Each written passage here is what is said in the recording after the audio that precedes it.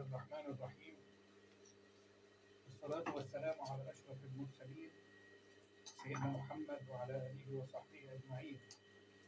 إخواتي وحبايبي وأهلي وأصدقائي، أخوكم الحاج محمد شلتوت التبزي يحييكم بتحية الإسلام. السلام عليكم ورحمة الله وبركاته. عليكم السلام. أيوة يا شيخ إبراهيم، إحنا كنا بنقول إيه؟ عن الجماعة بتوع الهند. كنا بنتكلم عن الجماعة. أنا كنت في الكويت. أنت كنت في الكويت؟ كنت في الكويت وأنا طالع بالعربية، فزي ما تقول أنا كنت جعان.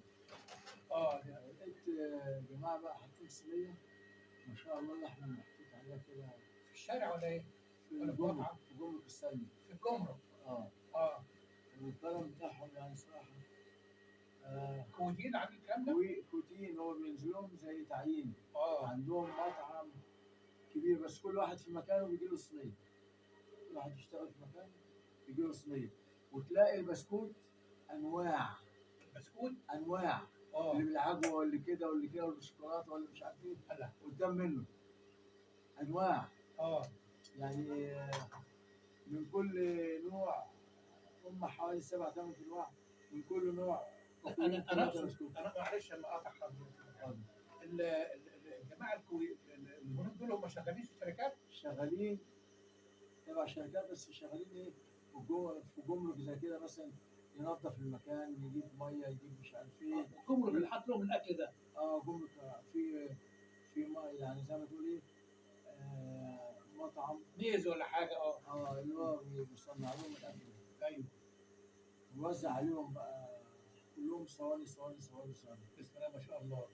لا بسم الله ما شاء الله. تلاقي الصينيه جايه متغطيه، وتلاقي جاي الفاكهه في كيس، سواء تفاح برتقال مش عارف ايه ما يعني مش فاكهه نوع واحد بس، كذا نوع.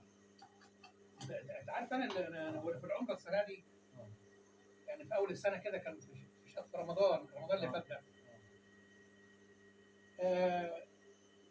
قاعدين كده كنا يعني تهنا على الشارع احنا كنا ساكنين فيه في الفندق، فدخلنا شارع. فالمهم ما تعبنا من المشي انا والحاجه، قعدنا على 3 ادوار كده نستريح مشوار. المهم لقيت في تروسيكل واقف قدامي. والله يا شيخ انا بحكي لك كده، تروسيكل وعليه صاجات ادوار. التروسيكل ده رفوف رفوف رفوف، وكل رف فيه صاجات مليانه وجبات. طبق المغلف ده وجبات جوه الصاج، وعمال يوزع للناس وانا قاعد واقف قدامي. وحدف لنا وجبتين انا والحاج، ورك فرخه، رز بسمتي. بسم الله ما شاء الله، ربنا يزيدهم من نعيمه ويا رب القائمين على هذا البلد، والله مجانا. خلص ومشي.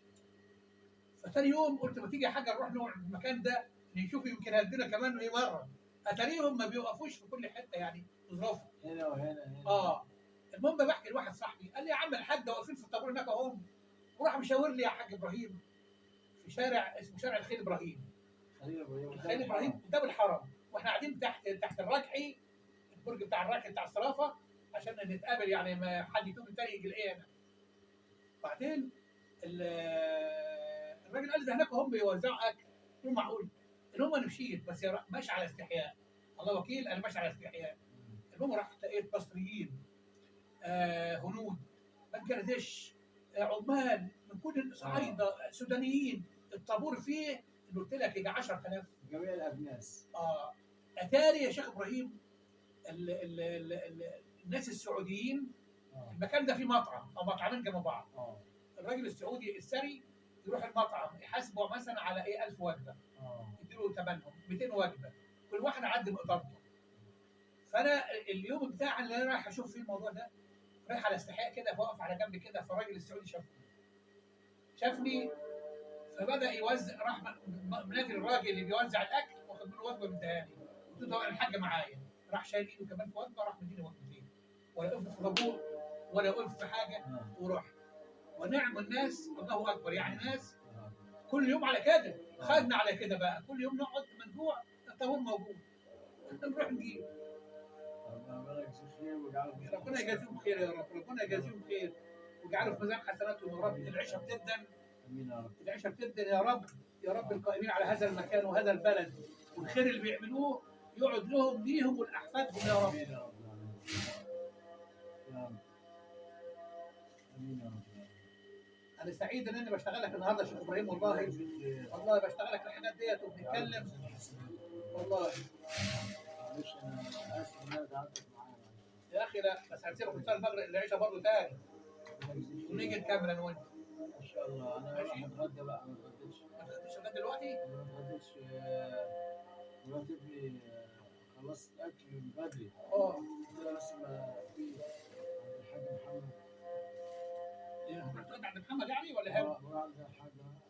انا هنا ما بعملش حاجه. هنا زي ما انت عارف الحاج ما بعملش حاجه. ربنا يبارك لك فيهم وكتر الف خير يا سيدي. الفانلة دي التيشيرت ده في حاجه ثانيه؟ انا عملت الكمام وتحت هنا البطاط. برضه زي طب ده اسيبه لما نصلي العشاء بقى. طيب ماشي؟ انا بتعامل تحت البطاطا والكمام. هعمل لك اللي تحت البطاط ان شاء الله. انا عملت هنا كله عايزك تاخد المقاس وظبطت. انا خدت المقاس وهعمل لك اللي انت فيه. هعمل زي ما انا عايز مش زي ما انت عايز. يعني من كم الكم عشان لما يطلع هيبقى اضيق سنه. مالكش دعوه بقى. مالكش دعوه، في حرده وفي ظبط وفي كده. اللي فيه هعمله لك. تمام. التيشيرت الاحمر ده هعمله مثلا ده اللي باقي دلوقتي، والحبل بتاع الترنج ده برضه زي ده كده. حاولته هنا. اصل العشاء ده وجع. برضه الاسوره هتعمل لها فتحه. نفس القصه بقى، نفس القماشه اهي. وتحت البطاط. حاضر. وده الحبل. وده الحبل، وفي حته في الجيب هعملها لك اهي. وحته في الجيب بقى انت بقى. ماشي. تمام. ماشي. خلاص ده نشيله. خلاص ماشي، شيله خزنه عندك في السره بقى بتاعتي. التخزين بتاعك. السره من الجيب مقطوع اهو هنعمله. الجيب بتاع البنطلون اهو. ربنا يجزيك خير. ماشي يا عم الحاج. ربنا يجعله في ميزان عينينا يا عم الحاج. ربنا ماشي يا يبارك شيخ فيك. ابراهيم.